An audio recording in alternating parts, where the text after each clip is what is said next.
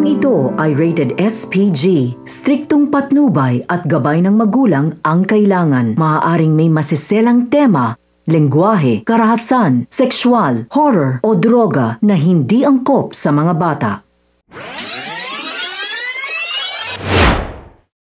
Mga kapamilya, narito ang mga dapat nating abangan sa FPJ's Batang Quiapo. Sarado na ang utak ni Rigor sa kahit anong paliwanag ni Martes. Sakal at sampal ang aabutin ni Martes dahil pinatay daw nito ang kanyang anak at hindi niya ito mapapatawad.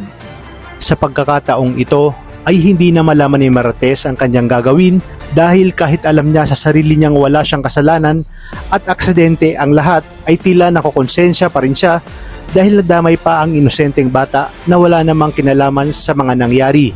Mababalitaan naman ni Santino ang nangyari sa kanyang nanay Tess. Kaya to the rescue siya sa ospital at kitang-kita niya kung paano harap-harapang saktan at pahiyain ng kanyang tatay Rigor ang kanyang inang si Marites.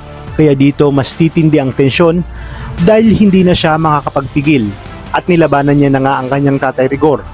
Ayon kay Santino, hindi man lang binigyan nito ng pagkakataong makapagpaliwanag ang kanyang nanay Tess at ang dapat talagang sisihin nito ay ang kanyang sarili dahil umpisa pa lamang alam na ni Rigor na mali ang kanyang ginagawa simula nang makipagrelasyon ito kay Lena at itira sa kanilang bahay ay mas lalong gumulo at lumala pa ang problema at pangayan sa kanilang pamilya.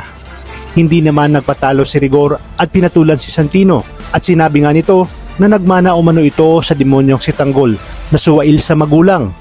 Habang si Ramon naman ay nasa Quiapo upang kitain si Marites ay nabalitaan niya naman na nasa ospital si Marites. Kaya naman labis-labis ang kanyang pag-aalala at agad na pumunta sa ospital.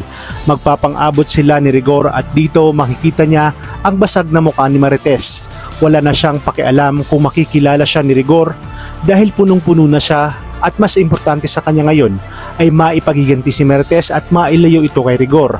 Kaya naman dito magkakaroon ng habulan at palitan ng mga bala sa pagitan ni Rigor at Ramon. Mapapaisip din si Rigor na marahil si Ramon ang nagpapadala ng pagkain kay Marites kaya mas lalo itong magliliyab sa galit. Napakarami pa nating dapat abangan dito lang sa FPJ's Batang Quiapo.